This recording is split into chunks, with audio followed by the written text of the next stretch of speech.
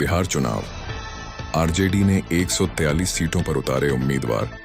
तेजस्वी राघोपुर से लड़ेंगे चुनाव, देखें पूरी लिस्ट। बिहार विधानसभा चुनाव के लिए राष्ट्रीय जनता दल आरजेडी ने अपने 143 उम्मीदवारों की पहली सूची जारी कर दी है। उम्मीदवारों की इस सूची में सामाजिक समीकरणों का ध्यान रखा गया है। कुल 143 उम्मीदवारों में 24 महिला उम्मीदवारों को मौका दिया गया है, जबकि 18 मुस्लिम उम्मीदवारों को भी मैदान में उतारा गया है। बिहार विधानसभा चुनाव के लिए राष्ट्रीय जनता दल आरजेडी ने अपने 143 उम्मीदवारों की पहली सूची जारी कर दी है। उम्मीदवारों की इस सूची में सामाजिक समीकरणों का ध्यान रखा गया है।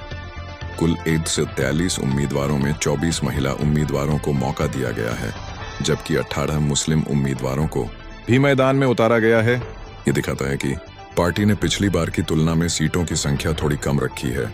सीटों के बंटवारे का मौजूदा गणित आरजेडी ने आधिकारिक तौर पर कांग्रेस के लिए 55 सीटें छोड़ी थीं, लेकिन खबर है कि कांग्रेस लगभग 65 सीटों पर उम्मीदवार उतारने की तैयारी में है। कांग्रेस ने अब तक 60 सीटों पर अपने उम्मीदवारों का ऐलान कर दिया है और बाकी सीटों पर घोषणा का इंतजार है। इस सूची के जारी होते ही इंडिया गठबंधन के भीतर सीटों के बंटवारे को लेकर चल रही खींचतान खुलकर सामने आ गई है। गठबंधन में शामिल प्रमुख दलों के बीच कुछ सीटों पर सहमति नहीं बन पाई है, जिसके कारण दोस्ताना लड़ाई की स्थिति बन गई है। आरजेडी की सूची में कांग्रेस से टकराव। हालांकि आरजेडी ने कांग्रेस के प्रदेश अध्यक्ष राजेश राम के सामने उम्मीदवार नहीं उतारा है, जो गठबंधन की मर्यादा बनाए रखने की दिशा में एक कदम है।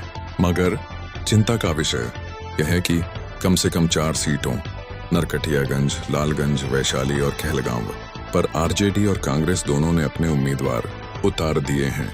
ये उन सीटों पर सीधा टकराव पैदा करता है जहां दोनों दल एक ही गठबंधन के तहत हैं। कांग्रेस ने 61वीं सीट पर उम्मीदवार का ऐलान किया। सुपौल से मिन्नत रहमानी को टिकट मिला है।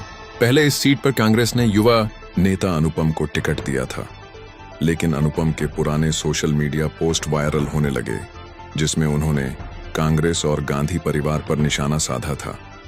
इसके बाद पार्टी ने अपना फैसला बदला।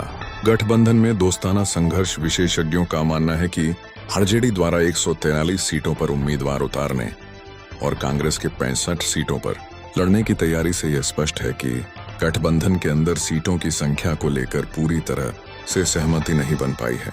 जिन 4 सीटों पर दोनों दलों के उम्मीदवार आमने सामने होंगे, उन पर दोस्ताना लड़ाई या फ्रेंडली फाइट की स्थिति होगी।